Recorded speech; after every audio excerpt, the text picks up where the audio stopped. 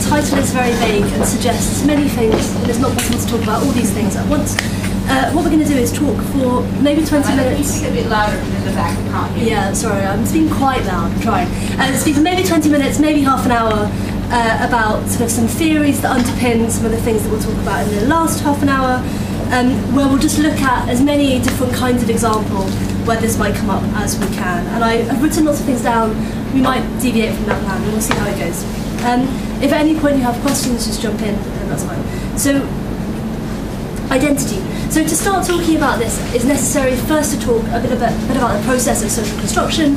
How do we create these things that we call identities? What are they? Where do they come from?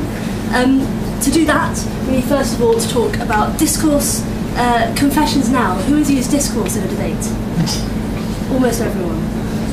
Cool. I think it's a really interesting theory that's often used oddly in debating, and that perhaps we can provide some clarity for. So, two pieces of jargon that I will write on the board that kind of explain discourse, and then we will talk through that jargon. So the first one is this. Sorry, I have terrible handwriting.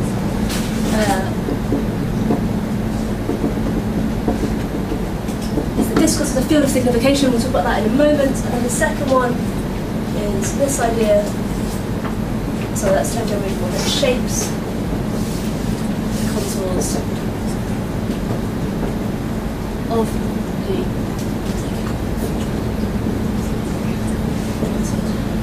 the world. So sorry, the second thing says discourse shapes the contours of the taken for granted world.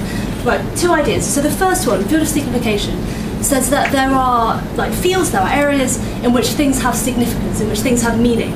So if, for example, I walk into this room and approach you kind of with my hand out like this, most people would take that hand and they would shake it, and we would recognise that what had just happened was that we'd performed some kind of greeting that says, hi, person who I assume to be friendly, who I'm not on good enough terms with to have a hug with, and perhaps I'm in a more formal context. And that's the kind of thing which we would assume had just happened there. That was what that action meant for us. But if we imagine a totally different society in which shaking hands is a really weird thing to do, so if you would approach a 3 or a 4-year-old, they're not used to having their hand shaken very much. If you go out like this, they're not necessarily going to take your hand, right? They don't necessarily recognise that that's what it is you're supposed to do in that scenario. And even if that small child, you know when people shake hands with toddlers and they look really, really pleased? That's an expression that does not say, hi, person who I know but not well enough for a hug, and we might be in a formal business setting. It's just this weird, exciting thing that's happened to this toddler. It does not have the same significance, does not have the same meaning. We might imagine, again, this is really more outrageous, that we lived in a society in which the normal way to greet someone was to just walk up to them and just slap them in the face, right? Kind of like the way that people do friendly punches, and you're like, ow, that really hurt, but also we're friends.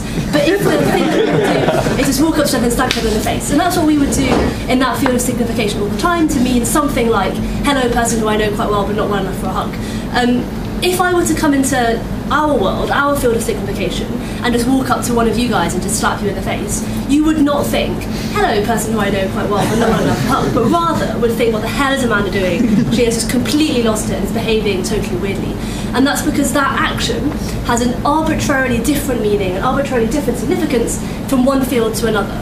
And crucially, and this is what we'll talk about throughout this session, the way in which that significance is built up is from a historical memory or a shared societal memory of what it is that is always done, what it is that is normal to do, and what it is that you expect to be done. So it's everything from, having seen people greet each other in quite formal settings on the TV, like those big lawyer shows where the big lawyers walk into the room and shake hands with each other, and you see that as a normal thing to do, or things like, your mum or your teacher telling you when you go to an interview you should make sure you have a good firm handshake, and we're told all these things, and we see all these things, and we experience them as normal, and that's how we know what the meaning of that action is. If we hadn't seen any of those things, there's no reason why we'd assume that someone walking out towards us with their hand like that wanted that hand to be shaken, or shook, or that it had that meaning.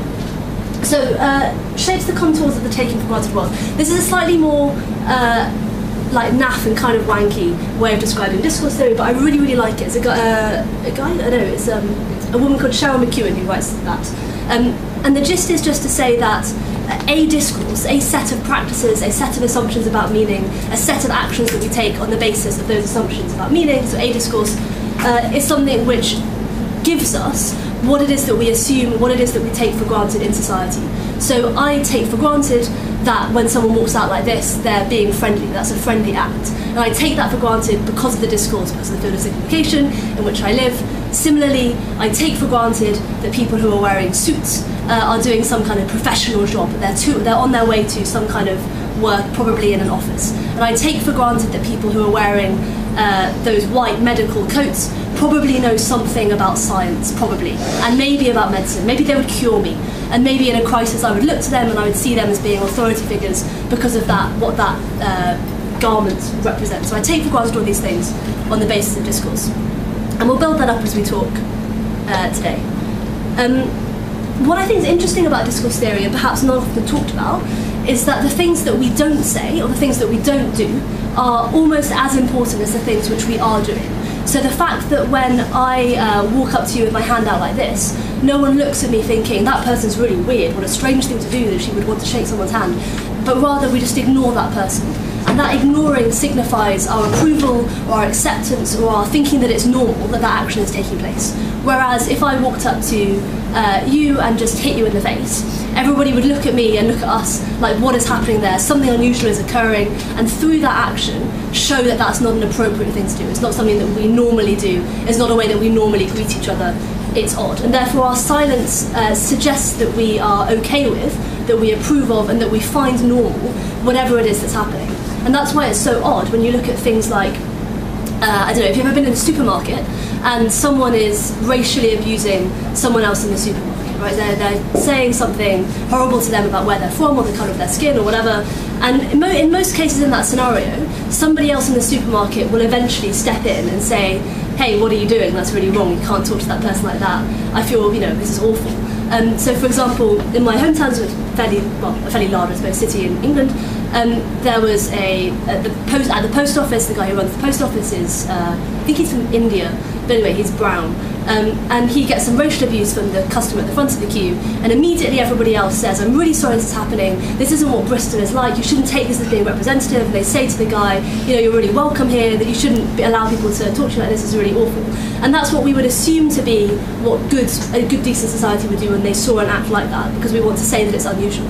And so all the times when you see people not doing that, and you see people just passing by and choosing not to sort of denormalise a situation, they're tacitly approving of it. I think that's quite interesting. So I want to play a video clip, and this may be a bit difficult. So I'll hold my laptop up, and I think it's loud enough. And if it's not loud enough, we just will stop.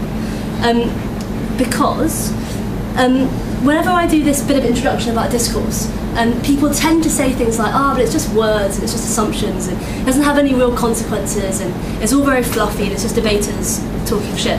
But I think that might be true a bit, but there are some situations in which it has very real consequences for people who have to live their lives, and this video really explains it. So, some people might have seen it already. It's a video by the New York Times, who did a series of short documentaries, and this one's called A Conversation with My Black Son, and it's all about, when parents have the conversation with their kids, and everyone giggles a bit, and they think it's all about sex, right? So the conversation being, is that a thing that happens? Yeah. So yeah, that you would talk to your parents, and they would talk very awkwardly about, birth control or whatever it is you want to talk about with your parents. This one is A Conversation with My Black Son, and plays on that idea of what conversations people have. And it turns out that you might have different conversations if you're black and living in America. So, question, can this be heard? Let's find out. Right. Can anyone hear that at all? You can't, can you? No. Right, fine. Okay. So what this video is, I'll just describe it, is a series of people talking about the first time that they had a conversation with their black son about police brutality in America. So the first time that they taught that child, some of them as young as 5 or 6, what it is that you should be doing when you see a policeman in order to avoid being shot in the street. So it's a 5-minute video. Definitely watch it. It's on the internet. It's a conversation with my black son. Really, really good.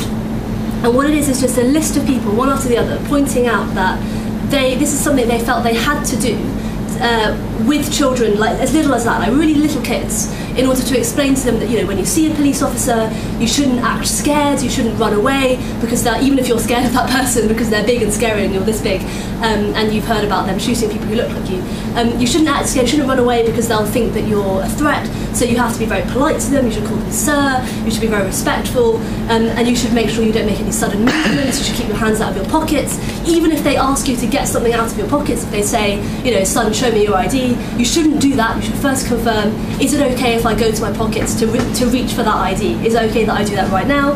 Because if you make any sudden movements, even when they've asked you to do something, they might think that you're putting a weapon on them and they might shoot you. And the reason why those people have those conversations with their children is firstly because they've seen this huge historical precedent of police brutality in the USA. The second, because of all the assumptions that the police officers are making. So the discourse, right, the field of signification in which the officers are operating is one in which if I am a police officer and I feel threatened, it's okay for me to act in my self-defence. And that seems like quite a sensible statement that you would make about someone. If you feel threatened, you should act in your self-defence. That extends towards police officers as well. But the consequence of that in a society that says that black men are a threat, that they're likely to be carrying guns, they're likely to want to kill you as a police officer, they're likely to want to attack you for no reason, they're likely to have a weapon, they're likely to be criminals, means that even when people who are innocent of any crime, who aren't doing anything wrong, who are this big, where they've shot kids this big, are considered threats in that circumstance. And so police officers are taking the action of pulling their weapons on people, of shooting people, of putting them to the ground, committing acts of police brutality, because of the assumptions that they make based on that field of signification, right? Based on that discourse about those people.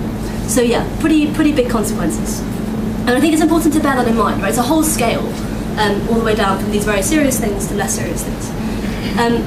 So, moving on from discourse. Let's talk about history. So, if we want to say that all this stuff matters, that things that we assume based on the discourse that surround us matter, and if we want to talk about race in that context, then we need to look at what the historical context means for today. And I think that's something that is perhaps more obvious sat here in Israel than it is when I say it sat at home, because we can see all around us the consequences of historical decisions and the legacy of historical events upon the way that people think and act today. Here, more than perhaps anywhere else in the world. Maybe that's a big claim, I don't know. I feel like it's true. You can't be in this country for 5 minutes without someone telling you about it. So, what matters then is that each act is a part of the whole. Like, the reason why that happens, the reason why if you would offend someone, they think about historic offences, they think about historic acts of violence, they think about historic acts of racism, of prejudice, of anti-Semitism, is because it impacts how we think today. Because every action that occurs in the present day is sort of infused by everything that's happened in the past. The past always has the present in its grip. It always gives meaning to the present because of this discourse thing, right? If we say that an act is given meaning because of the past way in which that act has been interpreted, because of the past way in which we've interpreted that actor and that, in this case, I suppose, victim, then we have to say that history matters. So let's look then at race and identity in Europe. I'm going to commit a bit of a faux pas and just talk about a UK example. This is because it's a really good example of what I want to talk about, as well as the fact that sort of it's where I come from. So let's talk about changing attitudes to Muslims and changing ways in which Muslims saw themselves in the UK from about the 1980s. So what's really interesting about this and why it's a good example is that what we see at home in Britain is Pakistani immigration to the UK being something that largely happens out of choice. So there's obviously a historical connection between the UK and Pakistan, that you used to colonise them and do terrible things, but largely people moved from Pakistan to the UK because they were permitted to do so because of that historical relationship, and because they saw in the UK the possibility of something better for themselves and for their children. They were leaving a country that was a bit of a mess at the time because of things that the UK had done and because of the terrible nature of partition, and they saw that the UK was somewhere that was safe, that was prosperous, where they could take their money and their family and open sort of businesses and engage in various professions and sort of do well. So it's unlike then, for example, something like the relationship between black African or black Caribbean people in the United Kingdom, who are largely there in less pleasant circumstances, and particularly if you look at black African Americans, the way in which you've got a more forced migration. So they're not there because they think we're going to have a better life, they're there because it's the remnant of slavery. And there's a huge difference then in how people engaged with their host country. So the first wave of Pakistani immigrants, this is very broad brush, there's lots of nuance that I'm just going to skip over because it's no fun. But the broad brush, first wave of immigration are Pakistani immigrants who view the UK very positively, who want to become British, who are proud to hold, like when they eventually do, British passports, who are proud to say that they live in the UK and are happy that their children are going to British schools to learn British things and eventually become British citizens. And that's broadly what you see, and you see a huge amount, and if you go on YouTube and just Google it, huge amounts of interviews with first generation Pakistani immigrants who say those kinds of things, and that's not something that you currently see reflected in the media. Then what you have in 1988, Salman Rushdie publishes a book, very famous, Satanic Verses, and everyone goes completely apeshit mental. So he publishes a book that some Muslims are unhappy with because it's really unpleasant, and in 1998. And then in 1989, for reasons broadly of his own, Ayatollah Khomeini decides to issue a fatwa against Rushdie. So he says any Muslim in the world, even Muslims in Britain, should want to kill this man when they see him. And some Muslims jump on that.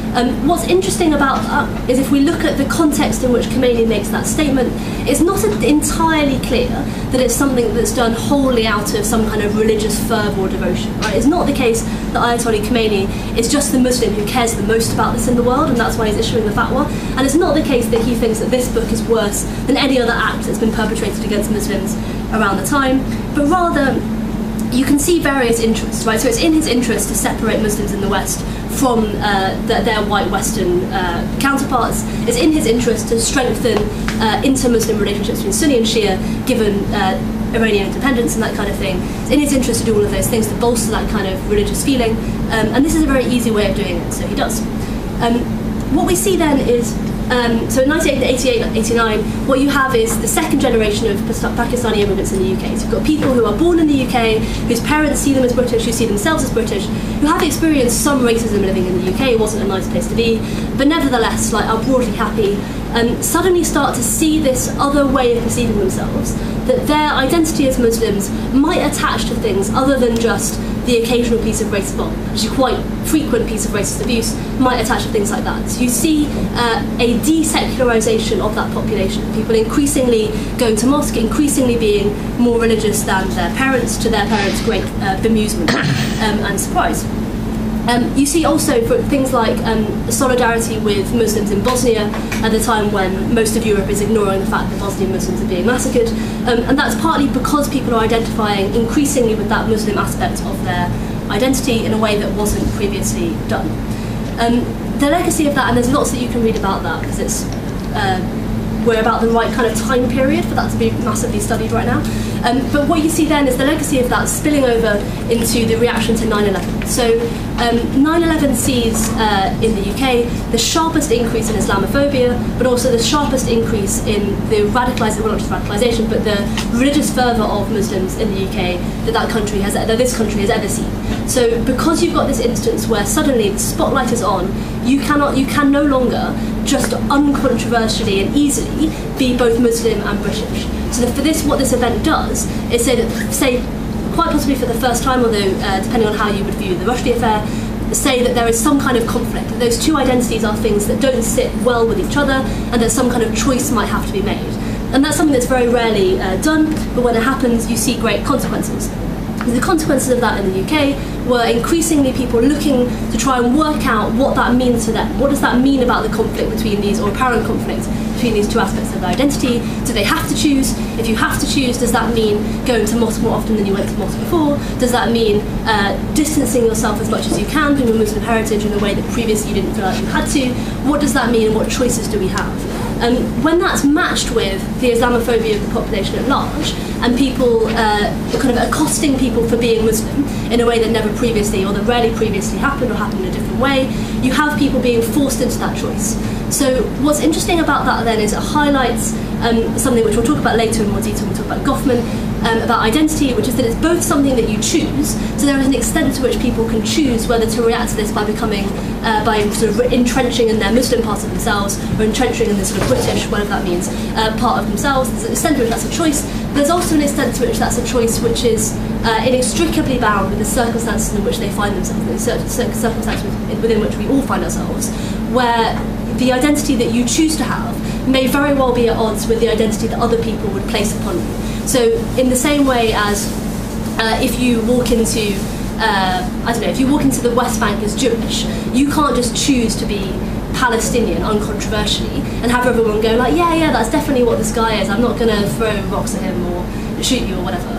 because there's something that other people are doing to you. They're forcing some kind of identity upon you in a way that was the case here as well. Yeah, we'll talk about that in more detail now. Just as a sort of side note, I think what's interesting is when we look at anti-Semitism in the left in the UK, that it's often bound up with that reaction to Islamophobia. So when you look into the way in which Muslims, and therefore to an extent the left, who were broadly anti-racist, enemy of my friend, etc., reacted to things like the massacres in Bosnia, reacted to things like the ongoing situation in Palestine, that there ends up being this false dichotomy created, which perhaps I think is ultimately caused by Islamophobia, weirdly. But maybe not. We'll talk about that later, perhaps, if people care. So, Goffman, right. I want to talk more about this role thing, about the way that you choose different identities and the way in which that happens. So, this guy. Mr. Goffman is an American sociologist. He's American? Maybe he's English. He's a sociologist who wrote a lot about something called performativity, and what he does is say that the roles that we play in society are similar to dramatic roles, that it's as if we are walking onto different stages in our life and acting out different things. So when I'm at home, I would act out what it means to be a good, dutiful daughter who loves her parents. And when I go to school, I might act out what it is to be a good student. I might act out what it is to be a fun, rebellious troublemaker at the back, or whatever, great fun with my peer group. When I'm out with my friends, I might enact the part of a loyal friend. And that those things aren't always the same. Often we talk in different ways around our parents than we do with our friends, in some cases in different languages or in different dialects. And we do that because those are different contexts in our life. In a sense, they're different fields of signification, although they're obviously very much overlapping. What Goffman does, which I want to talk about today, is draw a distinction between the identity that you give and the identity that you give off. So he uses different language. And he talks about roles, but this is the gist. So he says that you essentially are doing two things. That on the one hand, there are things that you give. So I would make specific choices about how I would dress or how I would speak or how I would act in school in order to enact the part of the dutiful student or the rebellious student, or whatever it is you want to do. And I would similarly make choices about, coming home at the right kind of time and not swearing in front of my mother and eating the food that she prepares and saying how delicious it is or whatever, to play the part of the dutiful, kind daughter who loves her mother. Those are things that I actively do, they're things that I give. Then he says that the other thing which is important about that role is things that you give off. So things that just are a part of something in you that you're not necessarily choosing to display, although you might be choosing not to conceal, that other people pick up on immediately and kind of react to you as a consequence of. So, for example, if I were to dye my hair blue and walk into school, teachers might see that blue hair as something which gave off me wanting to play, or me playing the role of the rebellious student, and they might treat me differently as a consequence. So that might be that there are rules in my school against having blue hair, in which case all those rules will become enacted, but it might just be teachers assuming that I'm about to cause trouble, right? Or assuming that when I do something, it's because I want to be rebellious, rather than because I don't understand, or because I'm confused, or because I'm bored, or anything else that might be the case in that circumstance. When we talk then about race, what we're looking at is very much something about that disparity between give and giving off happening all the time. So there's an extent to which, for some people, their racial identity is something that's highly visible. That when you, for example, look at me, one of the things that you see and that I could never conceal is that my skin colour is not that of a white British person. Even if you, for example, heard me on the telephone, you might think that I was a white British person because of my voice is kind of English sounding. So those are things that I give off that I don't have control over. So I can't control how I sound on the phone, because I'm terrible at accents, and I can't control the racial guesses that people would make when they would look at me. So what everyone is faced with then is a choice about how you mediate that situation. What do you do about the things that you're giving off, and how do you give things that play up to or counteract that identity depending on how it is you want to be seen.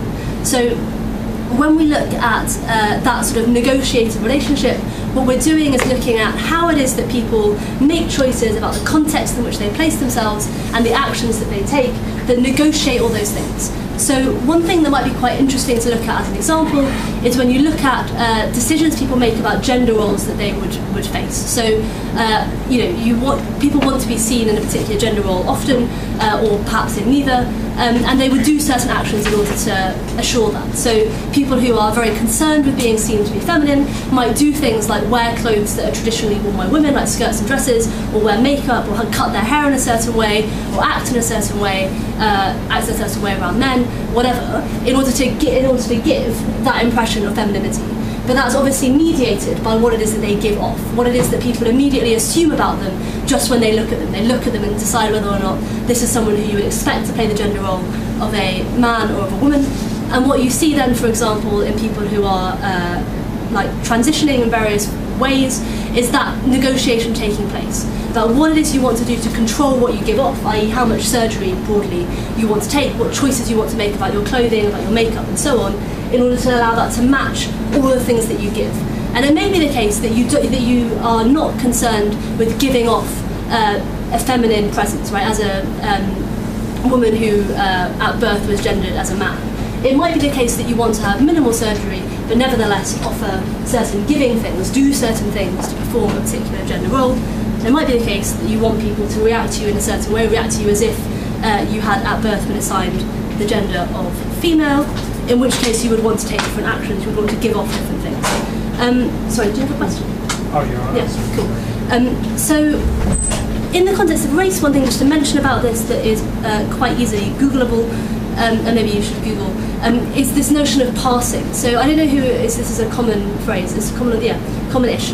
So the idea of whether or not you can pass as white or pass as black or pass as mixed race or whatever. So if, for example, you're someone who is mixed race and has a very light skin colour, it might be the case that in certain contexts people don't know that you're mixed race. Or if they do know that you're mixed race, don't know what kind of mixed race person you are, to use fairly crude language. And it might be therefore that in certain situations you can get by with people assuming that you're white, you can give off whiteness. And it might be the case that that's something that you find is advantageous in many circumstances. It might be something that just opens doors, that breaks down barriers, and that stops you from constantly having to have conversations about your race, that you can gain advantages from. But it might also be the case that that's something that you find deeply uncomfortable, right? It might be that every time you pass, you feel like you're denying, hiding, or lying about the aspect of yourself that people aren't seeing, that you aren't giving off. So when you look at people who are in that position, and people often call it having passing privilege, of being able to choose, basically, how it is that people see them, how it is that people racially identify them, what you see is people making big giving decisions. People make decisions about what it is they give, what it is that they would do, would say, how it is they would dress, what things they would claim to like, what preferences they would say that they have, in order to reinforce whatever part of that racial identity it is that they want to pick to have in that particular circumstance. I think there are some interesting things about that, but perhaps we'll just kind of talk about that a bit later. It comes up. Yes. Can you just say, sorry, but I know there are a lot of Israelis in the room. Can you say a few words about how to make that argument without sounding a bit essentialist to an extent? Because I think a lot of times people don't make that sort of stuff nuanced enough, and then it comes off as offensive because you sort of characterize it. Well, if you're a person of color, then clearly this is what defines it. This is how we respond. So talk a little bit about the nuance. Yeah, perfect. So I think that's probably quite important. So the idea then is to look at in order to avoid being offensive, to look at two things. So firstly, about focusing on the kinds of language that those people would want to use about themselves. So if you're a person of colour, or you identify as black, or you identify as from an ethnic minority, or whatever else it is you do, what language is that person choosing to use to describe themselves? So it's difficult, and it changes quite often, and it's quite often quite contextual, but it's worth bearing in mind when you're debating, to try and just pick what words it is that people would use about themselves, or that you've heard used by people who you trust as being nice people about those groups, and that you would trust are acceptable in debating. The second thing to look at is emphasising what things are choices and how far are they choices. So I think that a mistake debaters often make is to paint people who are from minoritised groups in society as being wholly victims, right, or wholly agents. So you've got this image of this sort of defenceless person who faces this barrage of racism, and oh no, we feel very sorry for them, and we have lots of compassion. And it might be the case that seems like something that's very safe to assume, but importantly, looking at how it is that you would feel if you were that person and were identified in that way, leads you to certain conclusions, I think, and leads you to the conclusion that if you were that person in that situation, you would want the choices that you do have to be emphasised. You'd want people to know what it is that you are able to do, what it is you're able to give, with the awareness that that's mediated by all the things that you give off. So it's looking at that complex sense of how it is that people have choices in the world and to what extent they have choices, which allows us, I think, to make nuanced arguments in this field. Building on that a bit, but moving a little bit away, is to talk then directly about the idea of race as a social construct. So we've sort of built up towards that by talking a bit about discourse, a bit about roles. What's interesting about this then is tying together all that stuff about history that we talked about a little bit earlier. So it's not the case that there are strict biological categories that you could necessarily place people in, and that you could perform a test on everybody to determine precisely what race it is they are. Well, it is the case that we could do DNA tests that would allow us to make certain kinds of guess and give us certain kinds of broad brush categories. But when we look at the detail with which people describe their racial profile, their racial identity, that's not something that we can always determine biologically. So the boundaries of what that is, even the boundaries between, say, black people and white people, are things which have shifted constantly over time, that have often been put into place for particular, often political reasons, and have altered as a consequence of those political whims. So, for example, you see in America things like the one-drop policy, right? That you have to have, if you have I think it's a great-grandfather or great-grandmother who is black, then that makes you black, regardless of the fact that then mathematically the majority of people who are in your history are white.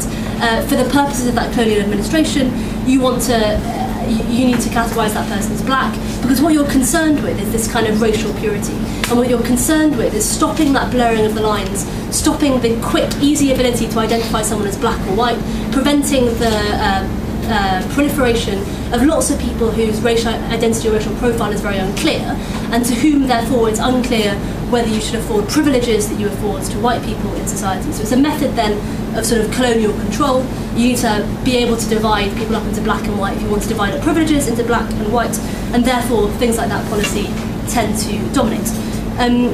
There are other examples which we'll return to in a moment. One which might be interesting is looking at, for example, the wide range of people who would tick the box in the American census that says white. So the question is something like, what's your ethnic origin, how do you describe your ethnic identity? And there's a box that says white, lots of people tick it. There are also different people who tick that box, who have different experiences and different relationships with their whiteness.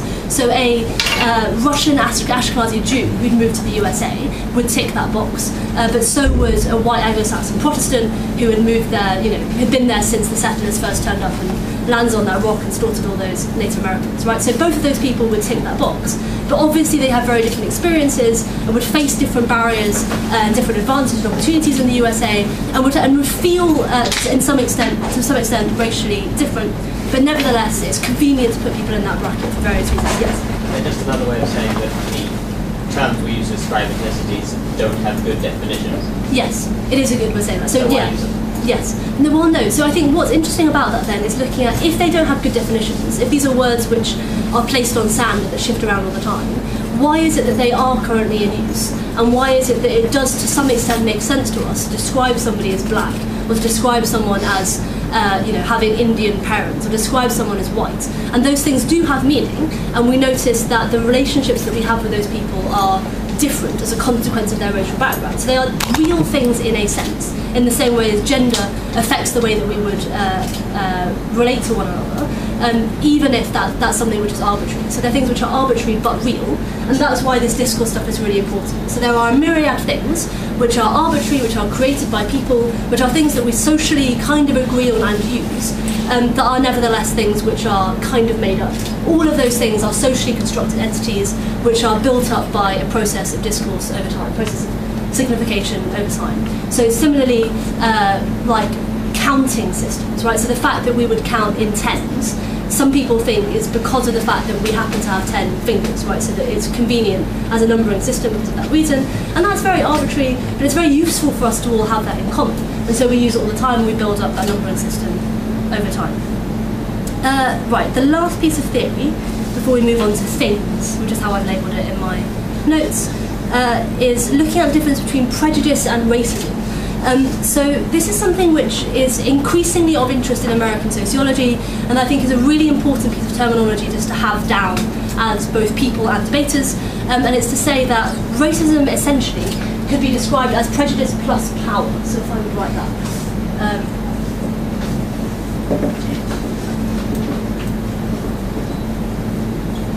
So any one act of someone having a prejudice or feeling prejudiced against some person or some group of people only becomes racism, only becomes a big, enormous, overarching problem when you add into it some kind of power. So if I happen to believe that everybody who has, everyone who has that finger be slightly shorter than that finger was actually like the spawn of Satan, and we should get rid of them. If I were to happen to believe that, that's prejudice, and it's kind of weird, and it's probably wrong, and it would lead to me doing bad things. But it's not like anti that finger being short than another finger is or something. Because I have no power in order to enact that, and I have no social tools to make other people believe that as well, and therefore to actually impact the lives of people who have that finger be shorter than that finger. Whereas when we look at racism, what you have is basically a whole bundle, a sort of sack of different things that form to build some kind of racial hierarchy. So some people describe racism then as things that build from a racial hierarchy based on culture, i.e. based on discourse, so based on all the things that we do, that we assume, that we think, the way in which we interact with one another. What we can do then, and which is perhaps also just useful terminology for debates, is look at the different ways in which we see that enact, and therefore how that builds up to form this entire entity, this entire structure, which we might want to call racism. So, I'm going to use the other bit of board. Representation. Representational. I'll do them in pairs, that's quite a lot. Ideological. So representational racism, I suppose, is just looking at all that kind of media stuff. So things like stereotypes, how do we portray people from that race? So a good example would be looking at the Zwarte Piet in Amsterdam, in the Netherlands, which is this thing where at Christmas they have this Black Peter is the translation of that. They have a kind of black caricature with like big lips and curly hair, and they say that he's like an assistant of Santa Claus and that he helps Santa Claus distribute presents, and essentially he's a sort of caricature of a slave who's being like kind of owned by Santa Claus and helps distribute presents. It's kind of gruesome, and there's a debate every year about whether or not that's something that you would want to perpetuate, whether it's something that's okay. Lots of people in the Netherlands don't agree with it, but other people do because it's traditional and historical. So anything from that ranging up to whether or not we think that the new James Bond should be played by Idris Elba, who's a black man, or whether or not we think that Hollywood portrays enough black or uses enough black actors, or actors indeed from other non-black, non-white ethnicities, and that kind of stereotyping. So representational racism is that. Ideological racism is sort of our bread and butter. That's what you think of when you think of racism. So it's your Nazis, it's your white supremacists, it's your people with the big Ku Klux Klan cones on their head going out and committing acts of racial terrorism, and it's all of that. So yeah, that's what ideological racism is. There's 6 in total. I'm going to do them. I'll do those 2. Skirting interruption.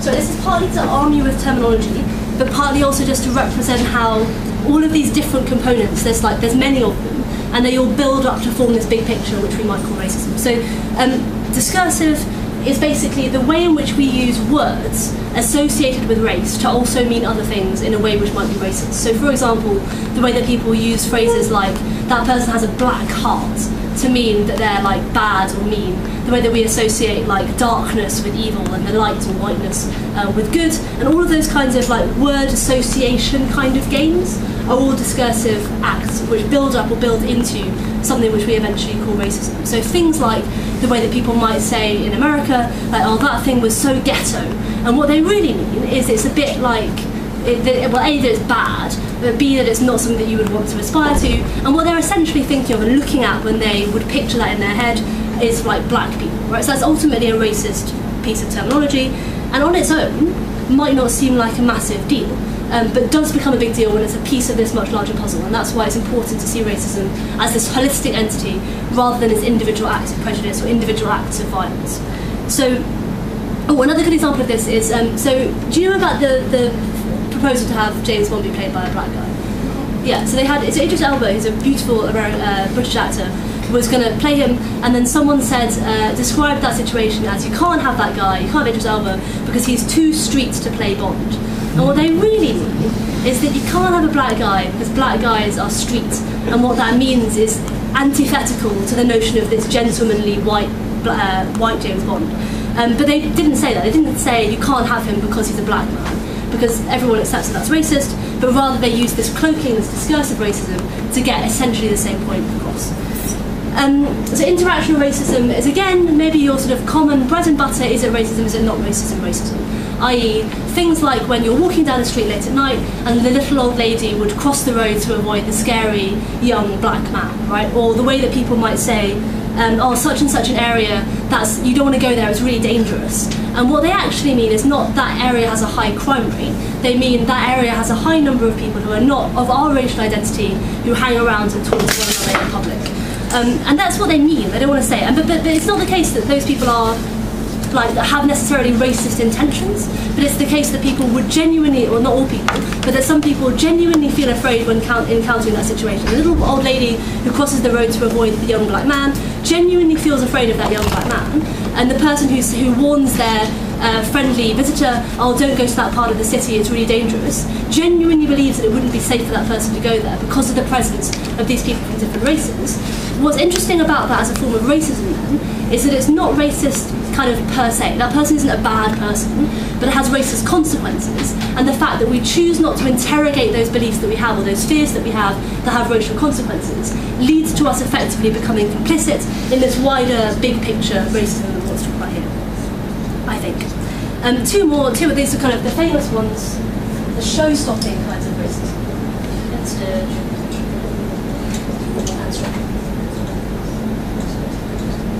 so institutional racism, everyone probably has heard of. It's just things like when we look at big organisations, so companies or the police or whatever, having certain kinds of rules, certain kinds of regulations which institutionalise the process of racism, i.e. things like racial profiling at airports or security stations, things like police having policies to stop and search like black people basically for the crime of owning things that we would not assume that black people could own, like nice cars. All those things cause institutions to essentially function as racist entities. And what that means is that you could take otherwise well-meaning people, or people who perhaps never really think about race, perhaps don't see themselves as racist, probably in day-to-day life would be nice to people of different races, and you can place them within that institutional context, you can sign them up, i.e. basically as a policeman or as a soldier, and they will do racist things, they will be part of a racist structure, even if they're not bad people. Yeah, don't have to talk about that so much here. Structural racism. So structural racism can mean lots of different things, depending on where people use it.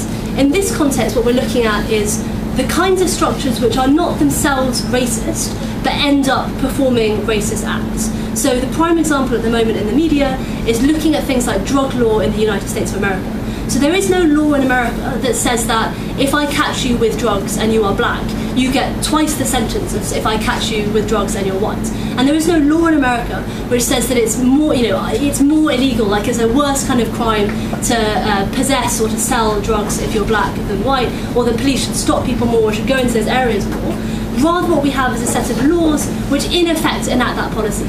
So we have things like broken windows policing, which looks at we should stop and search people for small crimes to try and pick up all of the little things, and then eventually we'll build up to those larger things. And what that means is police patrolling areas where they assume that they will find crime, and because of the discourse stuff, patrolling predominantly black areas, and therefore arresting people for doing things whilst being black in a way that they would not when they were white.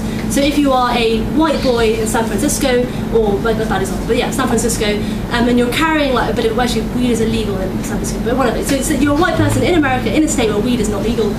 You would not assume to be stopped by the police because you don't look suspicious. There's no reason why they would assume you were carrying drugs, no reason why you would get caught for that crime, whereas you're much more likely to just be randomly on the off chance searched if you are black, and therefore that structure creates racism. Similarly, if we look at housing policy in the USA, you look, for example, at the reconstruction of New Orleans, what you saw was people saying things like, it's very dangerous for people to live in the lower areas of the city because that could flood again, so we're only going to give money to people to reconstruct their houses when they live in the higher parts of the city, on the hills, and on on hills, on higher ground.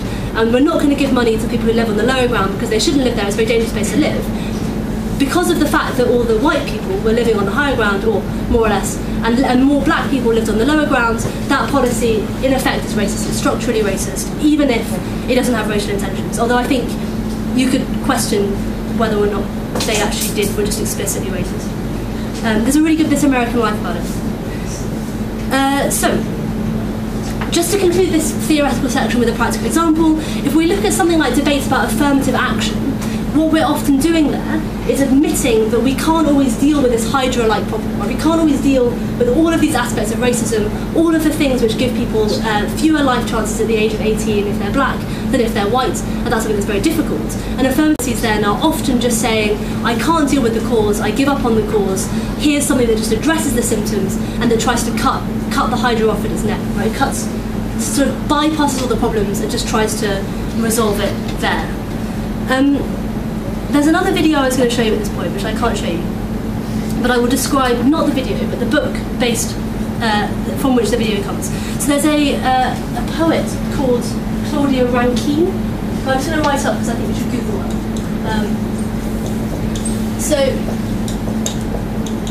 She is a very interesting American poet who recently won a lot of prizes for a book called Citizen, which looks at precisely this problem. So what the book of poetry does is essentially describe lots of different scenarios that she has faced or that she has heard about in her life.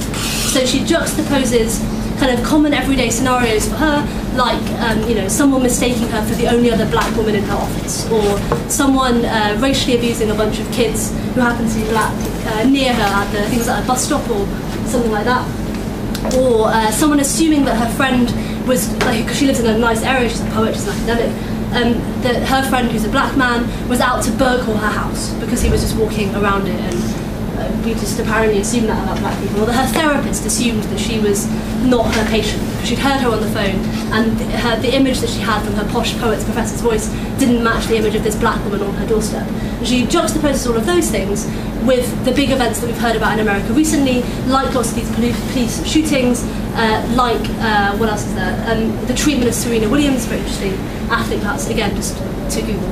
And what she does then, I think, through that connection, I was going to sort of show you an example of that in the video, is show how all of these things interconnect. So it's the fact that I know about all of these other things, and that I remember some of the things that have happened to me, and I remember things that my parents have told me about, and that my grandparents perhaps have told me about, that lend certain acts in my life racial significance in a way that perhaps we avoid if we only ever talk about racism as being connected to particular acts at particular moments in time.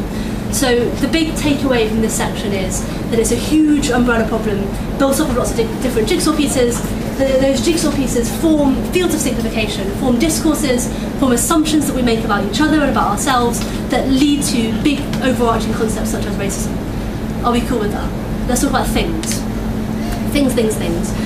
So what I've done is just write a list of things that I think happen in debates about race, or things that debates about race might be about.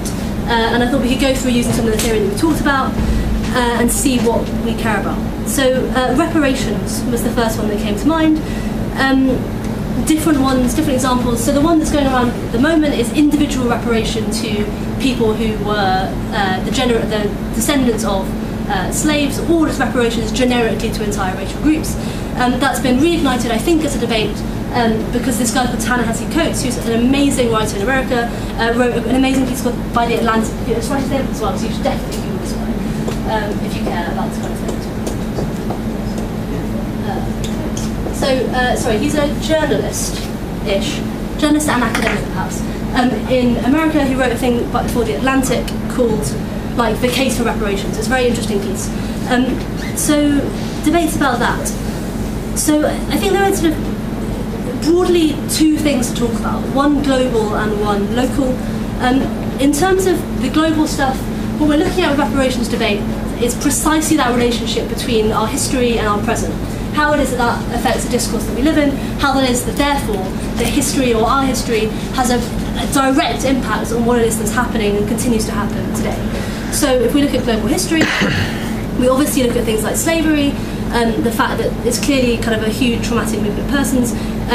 The current estimate is that 12.5 million people were moved in the 300 years until slavery was abolished. Someone estimated recently that the population of Africa in 1850, so shortly after abolition, would have been 50 million people rather than 25 million people if slavery had not happened. It would have been double. And if you think about who it is that's being removed, i.e. primarily men, primarily young, able-bodied men, the impact then on those societies and their ability to grow and to develop is clearly huge. And if you think particularly about the jumps that other nations are making at that time, from primarily agricultural societies to industrial societies, that always comes from this strong agricultural base, which is fueled by the labour of your young, able-bodied men who were removed from this continent over the time. Just think like half of the population. But anyway, there's that. Then we also see things like the fact that reparations were made at the time, not to the slaves, but rather to the slave owners, to compensate them for their lack of property. And that was something that was done across multiple countries. So the US gave you the equivalent in today's money of $7,000 per item of humanity that you would lose. The UK spent, and I think this is one of the most shameful parts of our history, the equivalent in today's money of $16.5 billion compensating people for the lack of the ability to continue in the slave industry. What that's the equivalent of is 40% of the treasury of the time being spent on this project. It's the biggest payment, including the bailout of the banks that happened a couple of years ago, there's ever been made in British history. It is completely beyond me why it is that they were able to crack open the treasury for that kind of thing and not have empathy in any other situation. Another interesting thing about slavery maybe is to look at things like Haiti. So Haiti had gained independence in France through a slave revolution in 1804. What France then did was turn up, 21 years after the revolution in 1825 with big warships and say, by the way guys, when you had that war of independence, what you did effectively is steal loads of our stuff, by which we mean you, and also the land that you live on, which we took from you. We're not going to think about that, and therefore we think that you owe us what was the equivalent in today's money of 21 billion US dollars. That's a really interesting debt, and if you are interested in this kind of thing, I would encourage you to look it up, because whilst officially it was reduced to 90 million francs in the late 1800s, and whilst officially it was paid off sometime around the start of the 1900s, you can trace that debt, and historians have traced that debt, to a final remittance payment coming in 1947. So that's a legacy which extends really close to the modern day, and it's something that's by no means unique to that French situation. Other people just hide their debts differently. When we look then at the global context, so looking at colonisation, looking at reparations, we have to talk about the post-colonial scholars. So we have to talk about people like Edward Said, about people like Gertrude Spivak, about Frantz Fanon. I think those are the three big names. If I write that sentence, I don't want to. Said, Spivak, Fanon. I don't want to dwell because they're very theoretical people who write dense, impenetrable theoretical prose. But the gist is that we need to that of all of their work, and I say gist because I'm glossing over a huge amount of stuff, is that you need to look at the ongoing colonial structures, the ongoing legacy of colonialism today, and what we see are kind of a few things. So we can look directly at the events of colonialism. So we can look at things like what have I written here? About the sort of traumatic event that it was, i.e. the fact that the Democratic Republic of Congo was essentially used as the personal playground of Leopold II of Belgium. It's estimated that in the short period of time that he had control of that country, I think it's something like 10 to 20 years, that half of the population was killed during that time because of the brutality of colonialism. People talk about the basket of hands as a symbol of what was then a revolutionary movement called the Free Congo State, as being their symbol, because he used to chop off hands as proof that they'd killed people. It was really gory and gruesome. I just say that because I think there are lots of things which when we talk about colonialism today, we like to talk about it as something that happened historically, that we've broadly dealt with, that we've tried to deal with the legacy of and moved on from. But actually, when you look at the immensity of the trauma that happened upon that population, it's very difficult, I think, to make those claims. You look at the relationship that Britain had with India, so you have things like massacres that we did. So the Amritsar massacre in whenever that happened, 1901. an estimated between 379 and 1,000 people were killed during a peaceful protest because the general at the time just decided that the way of teaching the local people a lesson about being good to their British masters at the time was just to open fire on a peaceful protest in an enclosed square and just murder everyone who was there. And that's something that they just did, and that general broadly, although he was sanctioned, got away with. And so you've got things like that, but you've also got longer structural things, like the fact that during World War II, which occurs relatively briefly before Indian independence, Britain is estimated to have taken the equivalent of £2 billion in today's money out of that country in the form of goods or services. So in the form of guns that they made, or clothes that they made, or boots that they made for British soldiers, in the form of food, of grain at the time when there was a famine in India that resulted in the starvation of millions of people. That's something that was done, and that's a debt that was never paid back. It wasn't like after the independence Britain was like, oh, by the way, guys, we owe you £2 billion worth of stuff from during the war, let's give you that money. Never done. You also look at more subtle things like the exacerbation of racial tension. So most colonial policies existed on a kind of divide or conquer basis, just for an easier method of control. Right? It's very difficult to control an area of land where everybody hates you and is also united against you. It's much easier to invest a certain group of those people with power and encourage them to take things like tax revenue, but also control over the rest of the population, and to use them as a sort of intermediary or a buffer. So they take all the shit from the local people stealing things from, and you have to control fewer people directly. We can see the results of that in things like the Nigerian Civil War, which is broadly conducted between groups that Britain largely arbitrarily created, and definitely would exacerbate the tensions between by investing some groups in power and other groups without. So you see at the beginning of the Nigerian Civil War, people justify things like the massacre of the Igbo people by saying that us all, these Igbo, they had it coming. What do they expect? Coming in here, trying to control everything, trying to take all of our businesses. And that's something that is a direct consequence of colonial policy there at the time. More famously, looking at things like the Rwandan genocide, broadly scholars agree the distinction between Hutu and Tutsi is something that barely existed, or definitely didn't exist in a problematic way, until it was exploited for political reasons by the colonial forces there. And then we see a genocide in which, again, I think a third of the population is murdered during that process. So it's not good. So Said, Spivak and Fanon are interested in those events, where they're interested in the exact things that were done at the time and the consequences thereof.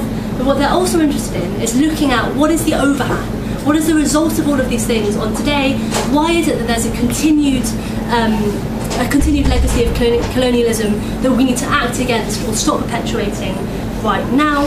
And to do that, we can broadly, again, just in broad brush terms, divide the problem into two kinds of issues, into economic violence and into cultural violence. So we see, in terms of economic violence, things like those pre-existing debts, so the debt that you might imagine that Britain thinks it owes to India, though it doesn't, or the debt that France only very recently decided to stop extorting out of Haiti. You look at things like that. You also look at things like land controls, the fact that in lots of countries that used to be colonised, you have still foreign nationals owning a lot of the land. See, for example, the chaos and the violence in Zimbabwe over land reform. And then you look also at things economically, like our apparent free trade, right? So we talk a lot as liberals about the importance of free trade, how useful market capitalism is for solving things. But what we actually do is throw up huge tariffs that create things in our own for our own benefit. So you see, for example, the way that particular industries in formerly colonised nations were explicitly destroyed by the putting up of tariffs. So one example is the relationship between Britain and Mauritius, where Mauritius used to create lots of sugar. That was its role as a colony. When it took independence and started to build up sort of manufacturing industries, particularly in things like textiles, what Britain should have done, if we believe in things like free trade, is go, look at those lovely textiles that are being produced by Mauritius. Isn't it great that they have a comparative advantage in that? Now I don't have to produce my own textiles, so I will buy them cheaper from Mauritius. Isn't that nice? What they actually did is just throw up an enormous tariff that said, you can import some of these textiles into England. We're going to tax it at these preposterously high rates. That means that you can't really sell it and definitely can't compete with local textile industries. And that's how much free trade means. Look also at things like common agricultural policy, or things like the US corn subsidies, which effectively deliberately create an enormous surplus of these kinds of goods in the West for export, essentially, that ends up flooding markets in other places. So you see, for example, the Ghanaian, is it corn or rice? either. One of those two productions, essentially the market being demolished for local products because of the import of cheap American corn at the time, or cheap American rice. I forget the example, I should have googled it. But yeah, so that happens as a deliberate act of destruction. So that economic violence is something which is ongoing. What we see further is things like sort of cultural violence. So an enormous legacy of colonialism is the fact that certain kinds of things are banned. So when we look, again, going back to our discourse, going back to our philosophic implication, what you have in colonial times is a necessity to impose that one kind of thing is better than another kind of thing. That the way that white people do things, essentially, is better than the way that they were doing things locally. Partly that's as a tool of control, as a way of trying to gain compliance from a local population, and partly as a sort of self-justification, right? So you say that colonialisation is this civilising mission, that you're bringing things to all of these places, and that justifies you doing what's essentially just an economic act.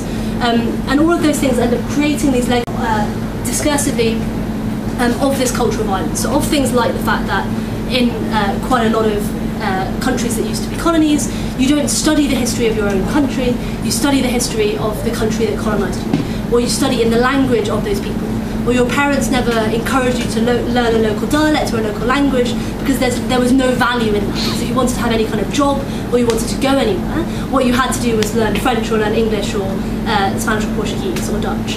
And those are things which are ongoing, which create the build into the inability of people in those countries to this day to have the same kind of access to the history of their culture and the history of their people as you might have in other circumstances. So there are huge, for example, historic and civilizational advances that are made throughout the world, not in the West, that we don't learn about in the West, but that also other people in other parts of the world are not taught about because of the legacy of colonialism. So we don't know, so we stop learning about those things. Two important movements to think about, and perhaps to Google under that heading. One is the Why Is My Curriculum White movement, which started in America but is now spreading more globally, which is basically a bunch of students, mainly some academics, looking around them at the university courses that they study and wondering why there are all these gaps. Like, why is it the case that when I'm reading philosophy, I'm reading about white people writing philosophy? Why is it the case that I'm reading history and I'm focusing on the history of the West, even if my course is supposedly a global one? Why is it the case that when I'm reading about political theory, I'm learning about white political systems and not learning about all the political structures which existed pre-colonisation in the countries that we colonised? These are all big questions, and those absences are things which we ought to find concerning, but we often don't notice them because, again, of this discursive thing where we're used to and we find normal the absence of these faces and the absence of these voices. People rarely will look at a list of authors, those lists that go around on Facebook of like 100 books that you have to read before you die. People rarely look at those lists and go, why is it the case that all of these books are by white people and all these books are by men? But actually that should be an absence which concerns us, because broadly it's a consequence of those colonial policies. The other one which is quite interesting is looking at the Black is Beautiful movement, which is broadly, it's an old movement, primarily in America, looking at what it is that we mean by beauty standards. So when we see these models and we see these clothing lines, we see adverts on TV, we see lifestyle shows or whatever, what they show is a particular kind of thing that it is to be beautiful, and that rarely or never includes black people and the way that their bodies are. And that's something that the Black is Beautiful movement took and said that that's something which is unacceptable, clearly, should be obvious to all of us, but isn't, in the same way as the Black Lives Matter movement should be obvious to all of us, but isn't. And they say that what we need to do is actively advocate for a different beauty standard, to look at what it is to be a beautiful person and to be black, and to show that those two things can exist together, rather than it being that you're either beautiful or you're black, which is obviously a horrific binary, which causes lots of problems. The final thing, sorry, I'm just skipping over loads of things. The final thing perhaps we should talk about is, well, I don't know, what do you want? So we've got about 5 minutes, and we can either have, when people say such and such a thing is core to our identity, how do they justify it? Or we can look at the Black Lives Matter movement. Perhaps the former is better. Yeah? Sorry, that was not so much. Yeah, former, cool. So I hear a lot in debates, someone saying we should do such and such a thing because X is core to my identity, because my religion, because my culture, my heritage, my history, whatever, is core to my identity. And then the argument for some reason stops. And then the other side goes, but those were just words they used. It's not that important. What they're saying is that these people are just sad and it's nothing, we move on. So I think what it might be useful to do is just run through a list of 5 different things that might make something core to our identity and might make it matter. And what these things are, actually I've got more than 5 things here, Never mind. So the first one is that what identity does is restrict or put bounds upon the nature of the choices that we face. So there are some choices that are open to people who have certain identities that are not open to people of other identities. So for example, when you look at things like women being sexually promiscuous and describing themselves as like free spirits who want free love and just whatever, happy to have sex with everybody, it's really fun, isn't it lovely? That's something that when I describe that person to you, almost exclusively people are picturing like thin, white, probably, maybe American, maybe not, women.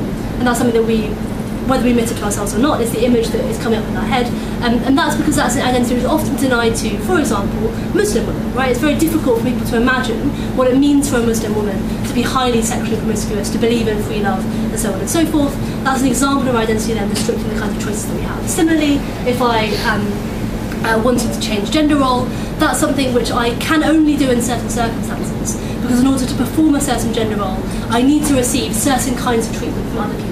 I need people to assume that I deserve to have the job of a man, to assume that I am allowed to, walk in public in trousers, or whatever it is that you think is happening in those gender roles. And I'm reliant on that, and therefore my identity restricts or binds the nature of my choices. This might be that's what I've done. Okay, this might be for three kinds of reasons. So firstly, it might be that if I try and do a certain kind of thing, as someone of a certain kind of identity, I face some kind of violence or the risk thereof. So if I try and have lots of drinks in a bar as a woman, people might suggest that I'm risking sexual violence in a way that I would not if I were a man. That's something that my identity creates as a bounding on my ability to, or on my choice to, have lots of drinks whilst wearing whatever I'm wearing in that bar. It might just be that the risk of that violence, right? So it might be that my decision to walk around the streets late at night in the dark is something that I'm only able to take, I'm only able to feel safe doing if I have a certain kind of identity. If I am a man, perhaps in a situation where people think that women are unsafe on the streets after dark, or if I'm of a particular ethnicity in a particular neighbourhood, it might be the case that I'm only safe after dark if I'm white in a white neighbourhood, black in a black neighbourhood. Whatever, and that's a feeling that I have that binds my choices, and it might just be the availability of certain options. So, like, some things just aren't available to people with certain kinds of identity. We don't see, for example, gender-neutral options often being available. For example, like gender-neutral bathrooms being provided in all places. You don't see people who want to, as I said, change gender, be able to do things with the automatic acceptance of those around them. But what we're also looking at in terms of this restriction of your choices is your capacity to see yourself as the kind of person who does that kind of thing. So, for example, to think about yourself as the kind of person who would, have like sex with women, right, or as a woman. That might be something that you feel like your identity as a particularly religious family stops you from doing. That you might have risks or opportunity costs your relationship with your family or your friends that other people with other identities don't have. That you risk becoming less of a Christian, less of a Muslim, or whatever, by engaging in that kind of activity in a way that if you were secular, perhaps you wouldn't face that dichotomy or that binary. We see, for example, this happen a lot in terms of peer pressure in education, that like reading or that going to university is for certain kinds of people and therefore not for certain kinds of people. And what that does not mean, a thing that I hear often, is that therefore black people can't read or can't learn because they're not some people who do it, they feel too afraid, it's too scary. What it does mean is that the people in certain scenarios with that racial identity face harder choices, that it's more difficult because the opportunity cost you have to make is different. That you might be in a position where if you want to study hard and go to university, you have to alienate yourself from your peer group in a way that if you had a different racial identity, you did not.